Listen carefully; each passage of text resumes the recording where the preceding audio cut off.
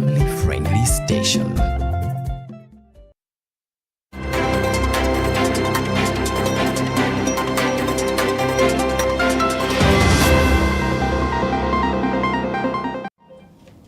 Omulujja alaba Kstv tukwebaza munaffe eyeekuumidde ku Kstv okuviira ddala ku makya lwe twakuleetedde puroguramu ez'enjawulo ate n'obanga ne kati okalidde tube nga tukutuusaako amawulire ya Agaleero.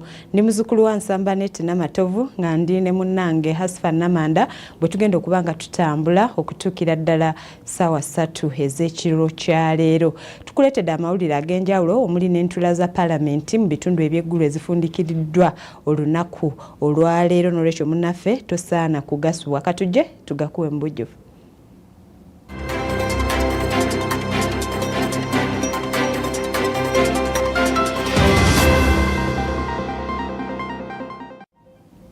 Nsuubira nti munnaffe okalidde bulungi tube nga tunyumya Agaleero. Zo ennaku z'omwezi ziri 3 kitegeeza omwezi guno ogw'omunaana tugubuzaako olunaku lumu ate tube nga tugukuba olukumutwe tuli mu lunaku lwa 5 gw'omwaka tukyali mu 2024. Nyongera okwebaza munnaffe eyeekuumidde ku Kstv ate ne nkwanjulira ku mawulire Agaleero. Ngenda gatandikirawo ngenda gatandika n'abaka mu bitundu ebyamambuka bagala ebifo byabwe ebyobulambuzi mu bitundu ebyo bikulaakulanyizibwe kuba bagamba nti sikiriza abalambuzi bangi ate era bivaamu ensimbi nnyingi naye tebifiiriddwako. Bino nno by'ebimu ku biteeso ebyanjuddwa mu Paalamenti olunaku olwaleero nga ku mulundi guno ebadde ekubirizibwa omumyuka wa Sipiika Thomas Tayebwa.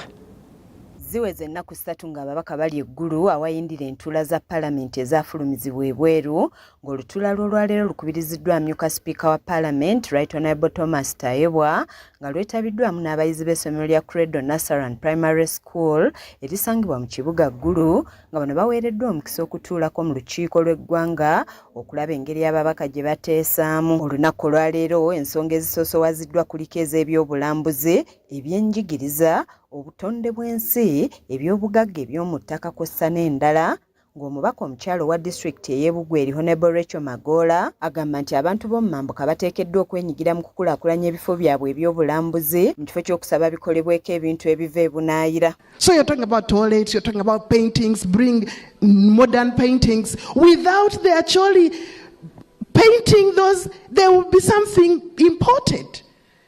The youth are here without jobs. Involve them in creating the beauty on these sites because they have the cultural institutional memory of what that site means. I'm the chairperson of the Culture and Creative Industries Forum. I request that tourism, please talk to us. We share ideas on what a cultural site should be and should do. Ye Minister omubezi w'ebyobugagga eby'omu ttaka Honorable Fiona Nyamutoro ayogedde ku projekiti y'e Karuma n'ategeeza nti minisitule yaabwe ekyalinda alipoota okuva ewa Ssaababalizi w'ebitabo bya gavumenti ku nsonga y'okwekenneenya ebibalo okwewala obutali bwerufu mu nkozesa y'ensimbi. The Karuma Hydropower Plant PAPS Orphanage Scholarship Fund, the ministry agrees with the committee's recommendation and however our prayer is that the audit is undertaken by the Office of the Attorney General on the issue of regular audits to be conducted to ensure transparency and accountability in the fund's management. Wabula agamba nti bakola ekisoboka okulaba nga baliyirira abantu abaakosebwa olwa projekiti y'e Karuma n'asaba Paalamenti okubakwasizaako okutuuka ku kugerekera minisitule y'ebyobugagga eby'omu ttaka ensimbe mu mbalirira y'omwaka ogw'ebyensimbi 2025-2026. This is a matter of not just urgency but also very sensitive to the communities. The ministry is working tirelessly to see to it that we have these project affected persons settled, and we call upon the support of Parliament in seeing that our budgeting for the financial year 2025-2026 is prioritized during allocations to enable us have this issue settled once and for all. Y'omubaka omukyalo wa disitulikiti ye Oyam Honorable Alum Sandra ayogedde ku bijjukizo ebyenjawulo ebiri mu disitulikiti eno n'ategeeza nti bisikiriza abalambuzi bangi naye enguudo ezituukayo mbi nnyo ng'ate tewali kiraga nti ebifo bino bya bulambuzi. Two, I want to add my voice on the Barlonyo site, Mr. Speaker. The management is so poor. The road is so poor, a journey of 20 meters takes more than 1 hour. Mr. Speaker, are we really serious when we are talking of generating local revenue and then the tourism side? Even in this very place, Mr. Speaker, there is no latrine. A place which is hosting so many people. When you look at the site, we have ever gone to Rwanda in Kigali. You have pictures of what we are talking about. But the local community is struggling, and when you reach Barlonyo, for example, they are struggling to communicate, but no graphic images, no pictures. I would like to urge the ministry. The minister is here represented. I hope you have ever gone to the genocide site in Kigali, and we can start by having something. Yakikiridde ababaka okuva mu bendobendo lya Karamoja ategeezezza nti ewaabwe balina ebyobulambuzi bingi wabula nga gavumenti ebitunuulira kyamulinga Salambwa lya Nsenke, n'ategeeza nti ekkuumiro ly'ebisolo eby'omu nsiko erya Kidepo National Park ly'erimu ku bisingamu ensolo ezisikiriza abalambuzi wabula ng'ezisinga zadduka dda olw'emiti n'emiddo egy'obulabe egyamerayo ng'olwo tezikyalina muddo gwe zirya. Would enter into the research and endeavor that the grasslands or the pasturelands of the park is rejuvenated to allow animals get back. And when the fencing is done, the animals will not disturb other people. When you get a place like Kidepo, it is the second tourist destination in Africa. But the tourists struggle to reach there. The roads, though the government has brought in the law which was approved and we are waiting.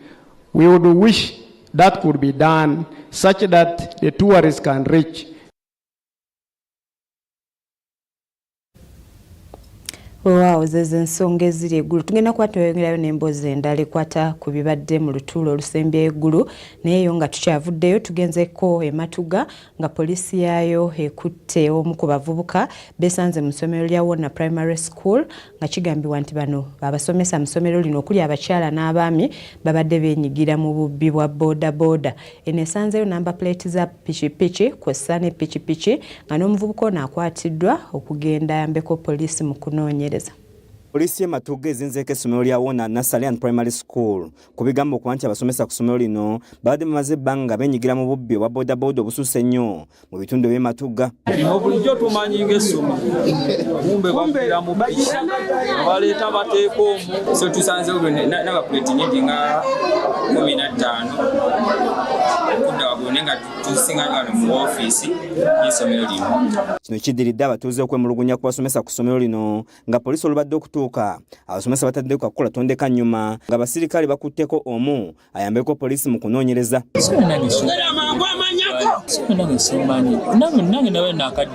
Bafuuzizza essomero lyonna ne basanga namba puleti za pikipiki esoma mu 15 kosa ne pikipiki ekika kya bajaji boxer namba UGB 219E ng'eneggiddwa mu ofiisi gye bamenye.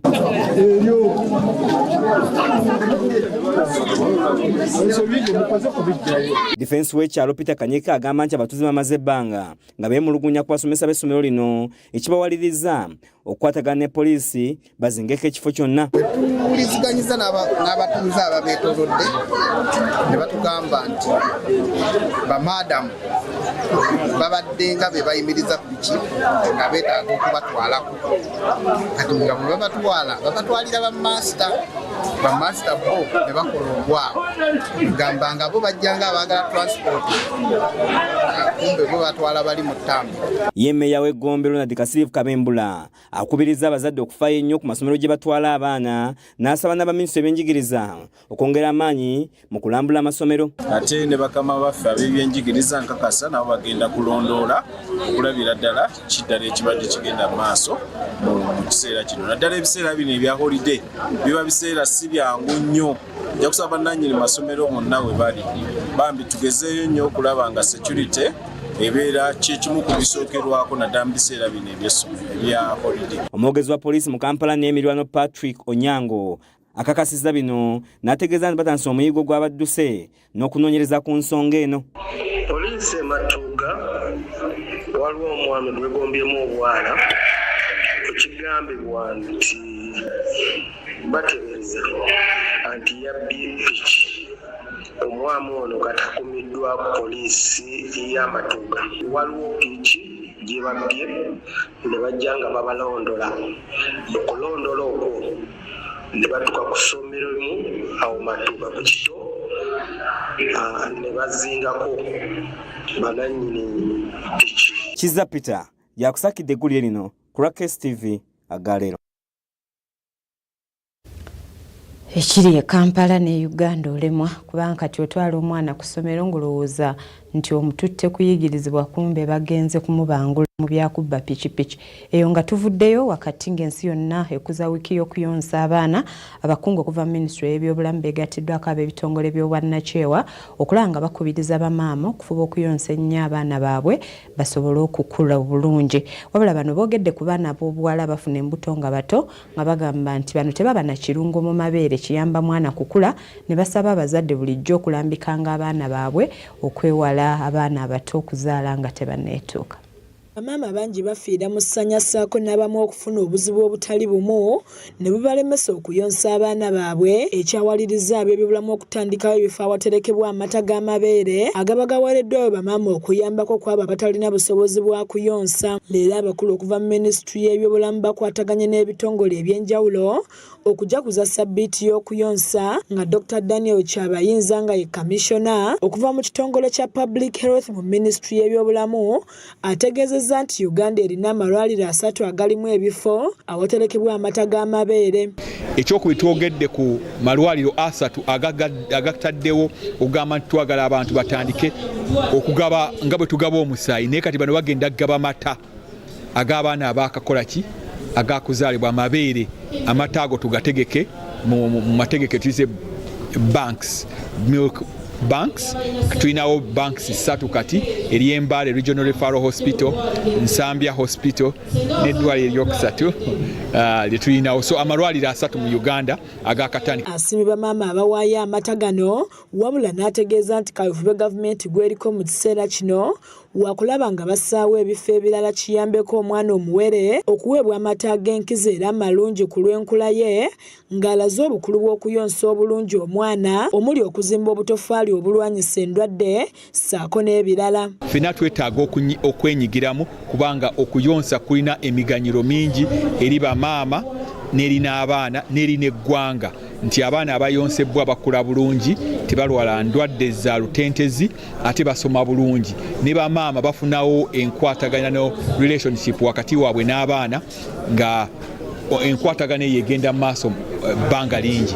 Ekyokusatu nti emmere gye bayonka eyambako okuzimba obutofaali mu mibiri gyabwe ne babeera nga bagenda kuba bangi. Ono agamba nti okusoomoozebwa okuliwo kwe kw'abavubuka abazaala nga tebanneetuuka, nga kino kibakosera ng'ebiseera ebisinga tebabeera bulungi na kirungo ekikola amata agalimu ekiriisa ekiyamba omwana okukula obulungi. Tulina abazadde abalina emyaka emito abatannaba kwagala kuzaala. Abaana bwe bafuna embuto nga bakyali bavubuka tebanneetuuka myaka waggulu wa myaka 18, bafuna obuzibu mu kuweza amata n'ebyokuliisa n'ebyokulya nga banoonya amabeere tebiriiwo.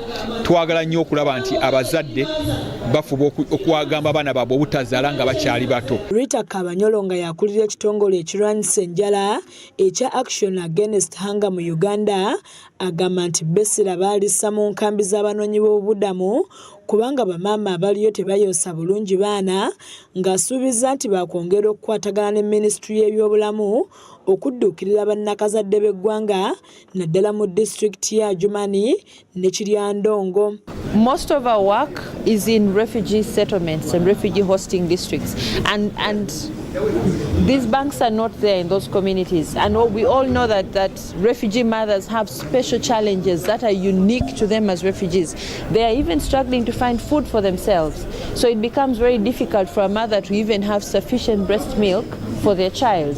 Ate y'omubaka omukyalo wa disitulikiti y'Ewakiso Honorable Betty Ethel Nalwima akuutidde bannakazadde b'eggwanga okutwala ensonga y'okuyonsa ng'ekikulu, n'asaba n'abazirakisa okukwasizaako abakyala abayonsa abali ekiteezi bagamba nti bali mu mbeera mbi. Buli munnayuganda yonna ky'osobola ne bw'ogenda essaawa eno mu kampu ekiteezi waliyo abazadde abalina abaana ng'abazadde bano abaana baakabazaala. Mikwano abazadde baffe bali mu tent buli omu kyosobola kireete nga twogera ku weekend ey'okuyonsa abazadde baffe abali mu tent nga bakazaala abaana bannakawere bane mujje mudduukirye bannakawere abali ekiteezi bano nabo beetaaga ku busera beetaaga balye ku ddoodo beetaaga balye ku nakati n'ebitulatula ebizireeta amabeere. Matiya Sekanjako yakusakidde eggulire lino ku lwa Kstv Agaleero. Webale nnyo munaffe Matiya Sekanjako era eggulire erifundikidde ekitundu kyaffe ekisoose tukusaba sigalawo kuba tugenda kuleeta amawulire amalala mangi omuli n'ekiteeso ekyanjuddwa omubaka okuva e Nakapiripiriti nga ye Honorable Remegio ekyokuba nti ayagala abaana mu bbendobendo lya Karamoja gavumenti ebateerewo enteekateeka ey'okusomera mu bisulo ate kubeere nga kwa bwereere. Katukomewo n'amawulire ago.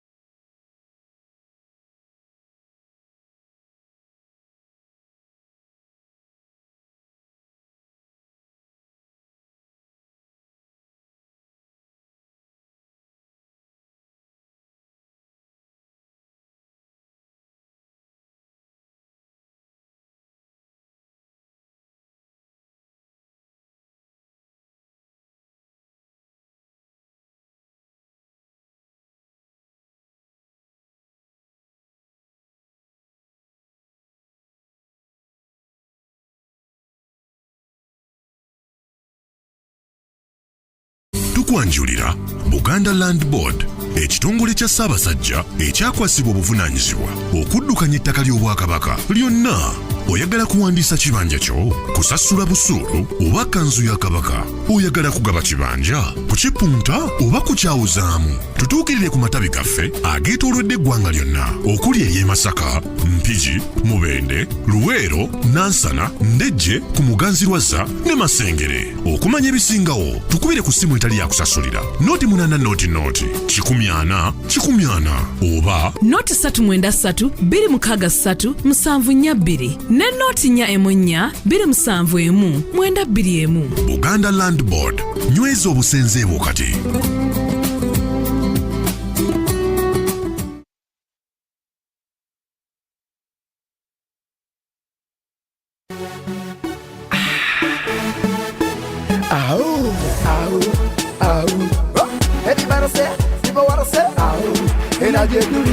Tekatamiza atinga kaweweza kama nyugunya na kirizo emisuwa kalyoza ubongo kabo tukuza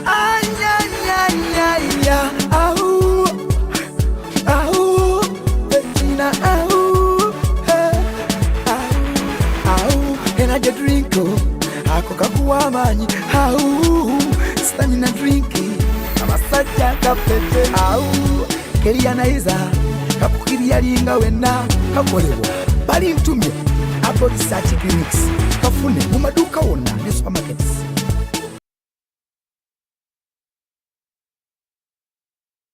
Akola bulungi emirimu gyabwe miyonjo genuine estates yagala ettaka okutali nkayana yadde ennyombo genuine estates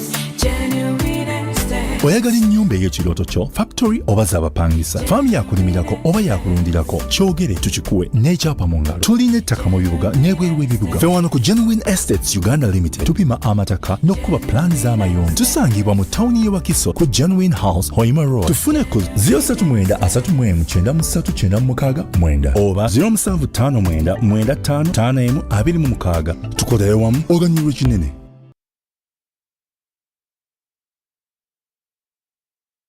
Bannayuganda bannange kambanjulire Isoba Metal Works bannakinku mukola ebintu byonna ebiva mu byuma ebiwangaazi ate nga biri ku mutindo gwa nsi yonna. Tukola zigeeti ez'omulembe mu buli kika mu buli sayizi ate kosa dizayini ez'enjawulo. Tukola amadirisa, enzigi, ebitanda n'ebintu eby'enjawulo ebiva mu byuma. Mwaba amasomero ate ekyamwe ekyawedde dda anti bakolera ddeeko obutanda bw'abaana mu sayizi n'embika eby'enjawulo kosa ebyesubo by'abaana eby'okuzanyisa wamu n'entebe ezitulwako abaana ku mitendera gyonna.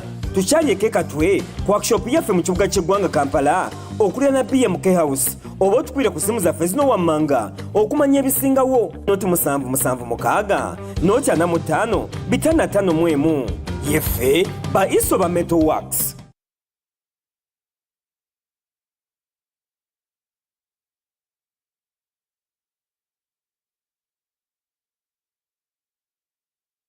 You have lots of reasons to choose the best for your child. You have one school for all those reasons. King Solomon High School is a day and boarding school which seeks to provide students with a moral and intellectual foundation.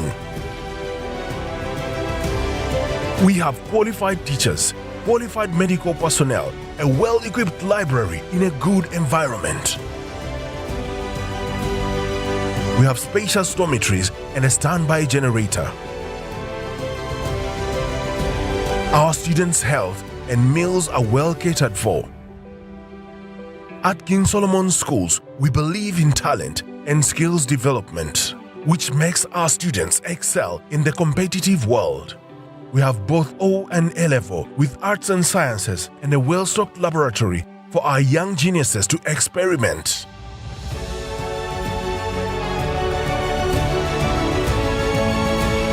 For more information, come to our offices or call us today. King Solomon's High School, a member of King Solomon Schools. We educate, train, and promote.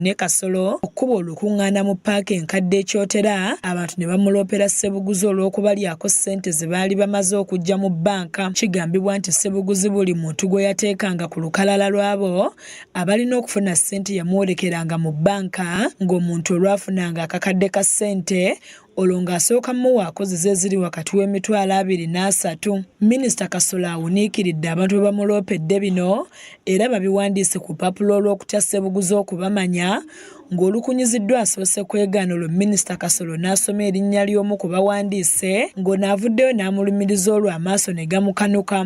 Minisita Ssebuguzi akawunti yankwajjirako emitwalo 7 n'oŋŋamba emitwalo 2 gambi era bwe nava mu bbanka emitwalo 2 bulijjo nkugamba sente zimpe ebintu tebinaba kwagizibwa kati nange sigenda kusasula emitwalo 7 banafuna emitwalo 5. Minisita Kasolo alagidde DPC Hassan Musooba okumukwatirawo wakati mu bantu okumukuba olube ng'abaserikale bamukunguza paka ku kabangali emutute ku poliisi ekyotera ne bamuggalira.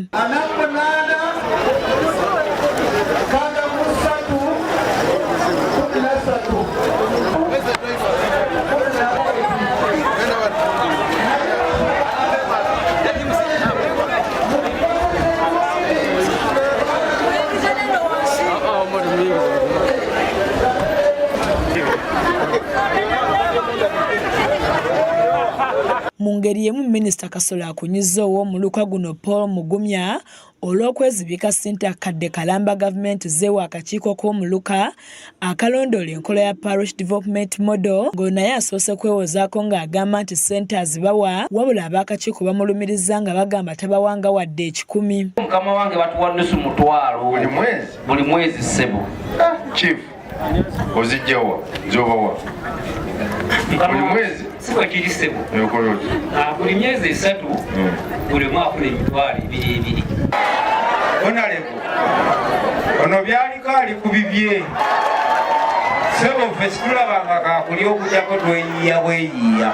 Ku nsimbi zino era gavumenti yassaako n'omutemwa gw'okugulanga ekyokunywa n'ekyokulya nga batudde mu nkiiko kyokka bammemba nazo tebazirabangako, nga buli lwe babadde batuula nga abasiibula watali wadde akacupa k'amazzi.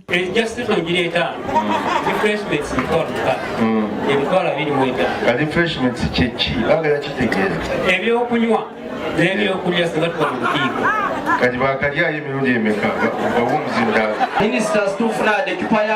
ono minisita amulagidde okunoonya ssente zonna z'abadde alya ku bantu bano azibaddize nga singa kino takikola ekinaddirira y'anaamanya. Kyenjagala okole ku ekyo kimu eky'essente ku mitwalo 12 ono yakafunako 6 n'oli 6 n'abasigaddeyo bonna bakafuna 6 kusinza ku sampling gyenkoze wano. Ngenda kuddamu njagala nsange nga ssente zaabwe bonna bazifunye. N'abati bazifunye tonnenya muganda wange. Minisita Kasolo ategeezezza nti ssente z'enteekateeka ya Parish Development Model zirina kufunibwa muntu wa wansi kuba enteekateeka eno yaleetebwa kujja abantu mu bwavu ate nga tebalina kwegayirira nnyo okuzifuna kuba zajjirira bo. Kati twagala abantu abo abali muzigo n'abantu abakyali abaavu be basobola okufuna ssente zo. Kyasanku Bernard yakusakidde eggulire lino ku lwa Kstv Agaleero.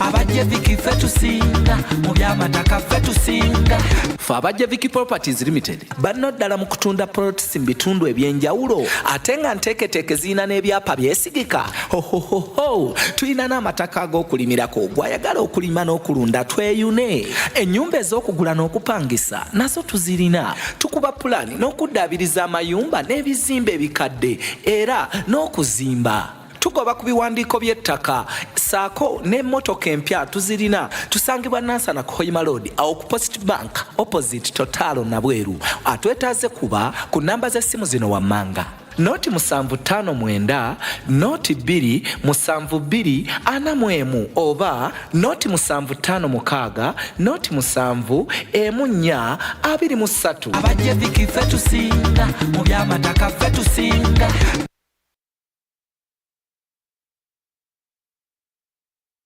Okoyo okubonaabona n'abantu abakusuubiza okutwala ebweru w'eggwanga naye nga bakulyako nsimbi teweekooya. Ekyokuddamu kiri kimu, bannaffe aba Eco Immigration Services beebaza okusangula amaziga. Tutwala abaana abawala n'ab'obulenzi abaagala okugenda ebweru w'eggwanga okwenogera ku nsimbi mu mawanga ga Bulaaya wamu n'ag'Abawarabu omuli Qatar, United Arab Emirates, Saudi Arabia, Canada, America, Bungereza wamu n'amawanga amalala. Tutwala abaagala okukola emirimu omuli ogwa security, abakozi b'awaka, abavuzi b'emmotoka wamu n'emirimu emirala mingi. Gw'atalina passport na visa naawe olidde nga mulimi kubanga tukuyambako okubifuna. Ekyenjawulo ekiriwo mu kampani eno tukiza n'ekibanja mpola osobola okujja ne tuteesa. Bw'ayagala okumanya ebisingawo tusangibwa Kyengera ku kizimbe ekimanyiddwa nga Kyengera Mall kilomita 1.5 ku luguudo lw'e Masaka oba tukubire ku ssimu zaffe zino wammanga. Eco Immigration Services, the dream starts now.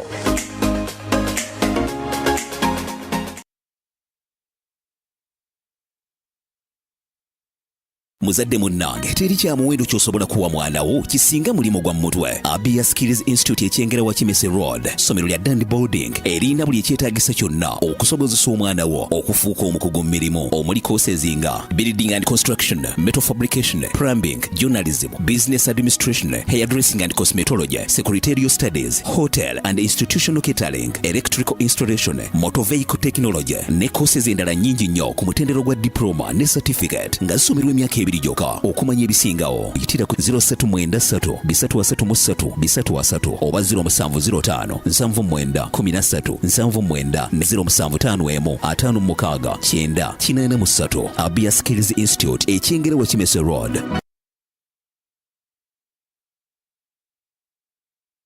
Don't let your children just study. Let them learn to inspire.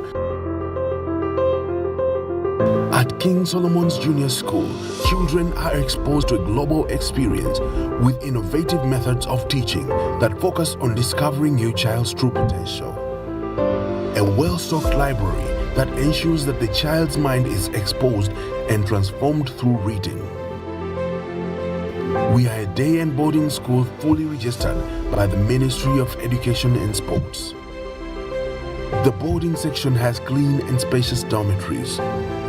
With a spacious and beautiful play area, we encourage our students to take an active interest in outdoor life like music, dance and drama, art and crafts, computer literacy, sports and more. We are located in Bulenga, Bira, 8 miles along Michiana Road, opposite the National Water Offices. King Solomon's Junior School, a member of King Solomon Schools. We educate, train, and promote.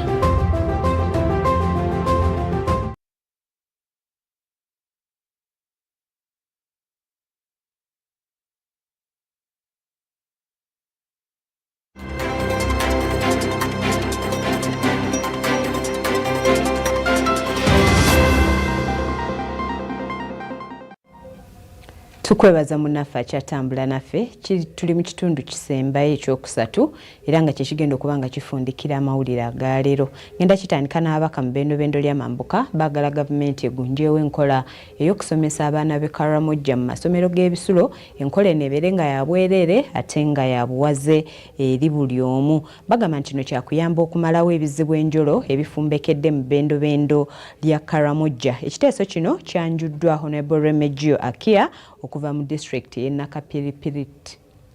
Enkuba ekedde okufudde mu bitundu eby'eggulu teremesezza ababaka ba Parliament kugenda mu maaso na lutula lunaku lwa leero ng'ebiteeso byonna ebyanjuddwa byetoolodde ku byanjigiriza na bya bulambuzi. Omumyuka wa Sipiika Thomas Sayibwa yabadde omukubiriza w'olukiiko olw'olwaleero ng'omubaka Pian County ekiri mu district y'e Nakapiripiriti Honorable Remigio Akia asinzidde eno nayanja ekiteeso ng'ayagala gavumenti esseewo enkola ey'okusomesa abaana b'e Karamoja masomero g'ebisulo ku gavumenti era enkola enebeere ya bwereere nga naye abuwaze. Right Honorable Speaker, my dear colleagues, I stand here to present a motion for a resolution of Parliament urging government to formulate a policy on free compulsory boarding schools education for the Karamoja sub-region. I am moving this motion under Rule 56 of the Rules of Procedure of our Parliament. Ono agamba nti ebbendobendo ly'e Karamoja limu abantu abali mu bitundu 66 ku buli 100 abatalabanga ku lubalu lwa kibiina lwonna nga n'abalala babiwandukamu olw'engendo empanvu ze batindiggotuka ku masomero. And whereas the Karamoja sub-region has traditionally experienced low literacy levels, with 66% of the population not having any form of formal education.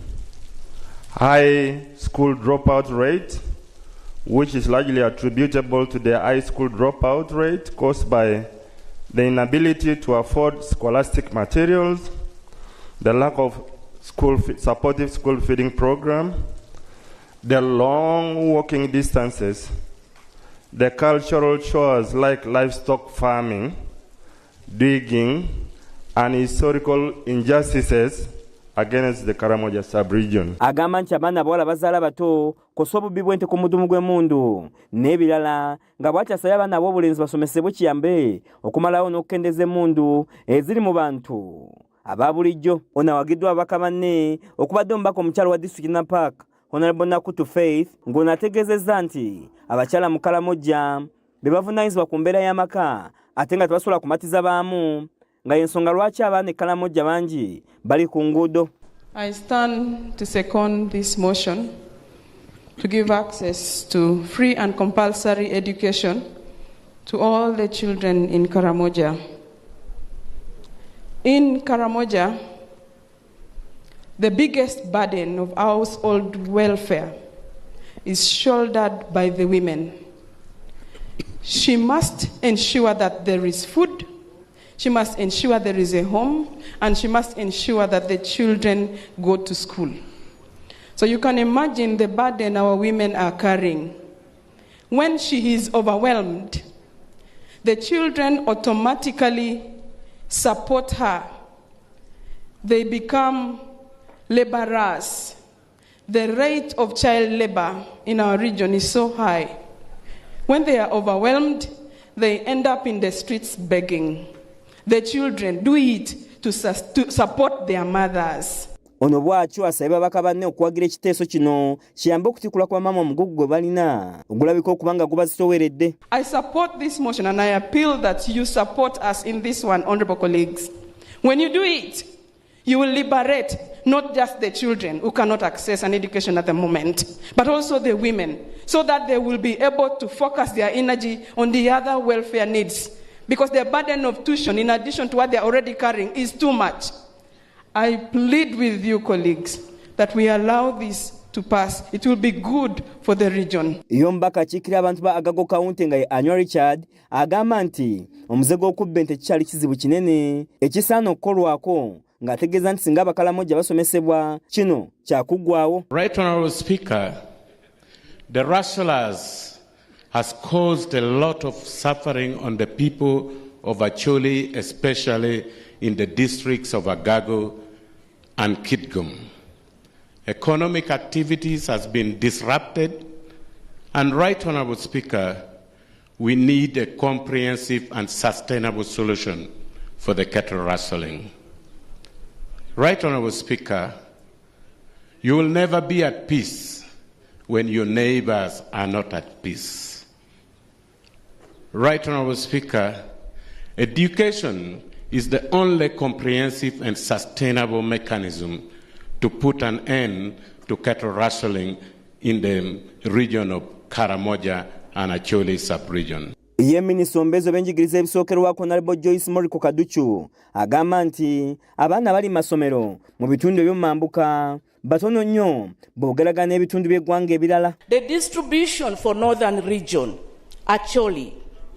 The total enrollment in primary school in Acholi, we have 544,434, which represent 4.86% of the total enrollment. Lango, the enrollment represents 7.17% of the national enrollment. West Nile represent 10.2% of the national enrollment. Karamoja represent 2.02% of the national enrollment. And in total, the northern region, Mr. Speaker, represents 24.35% of the total enrolled children in the country. Ayogedde ku ky'okuteekawo enkola y'okusomesa abaana b'e Karamoja amasomero g'ebyekisulo ku gavumenti ng'ategeezezza nti olukusa balwa amasomero agaba gatuukiriza ebisanyizo ng'ayongerako nti okunoonyereza kwe bakola ku masomero g'ebisulo kwalaga nti mangi tegatuuka na mutindo. My ministry indeed gives permission for schools that will wish to operate as a boarding section only after meeting the required minimum standard and the basic requirement for a boarding section. A study was done and we found out, Mr. Speaker, quite a number of boarding schools that are running boarding schools are not meeting the minimum standards in terms of the boarding facilities. Over 52.5% of boarding facilities have not met the minimum standard. They don't have the required place for the boarding schools. They do not meet the standard for sanitation, and the electrical installations equally is wanting. Olutalo lwali lukomekereza entula ezibadde mu bitundu eby'eggulu eziyindidde eno okumala ennaku 3 nga paalamenti yakuwumula okumala wiiki 2 olwo ate boolekera ekitundu ekirala nga bano abalambikiddwa. Bw'abadde afundikira olutalo olunaku olwaleero, Honorable Thomas Sayebwa nga yamyuka omukubiza olukiiko lw'eggwanga olukulu yeebazizza buli muntu ssekinnoomu alina ky'akoze okulaba ng'olutula n'olutambula bulungi. Honorable colleagues, I want in a special way on behalf of the leadership of Parliament, thank you for your time. And in a special way, the colleagues who spearheaded this, the heads of associations in the region, but we had our coordinators on ground, especially the Honorable Mapenduza and Honorable Antonakol. You guys did a fantastic job. House adjourned to 17th at 2 p.m. Aneti Namatovu yakusakidde eggulu lino ku Kstv Agaleero.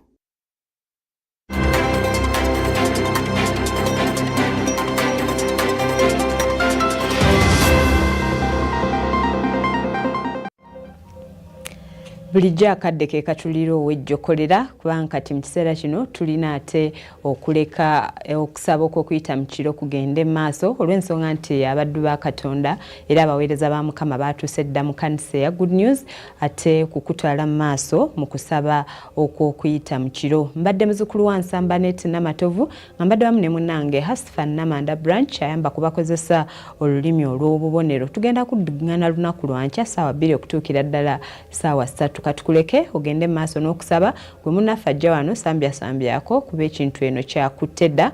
Omusumba Solomon Mwesige wamu ne Mama Doreen Mwesige we bali okulaba nga bakutwala mu kiro kino kw'ossa n'abaweereza abalala. Ffe tukusibudde nga tukwagaliza ekiro ekirungi. Mukama akukume.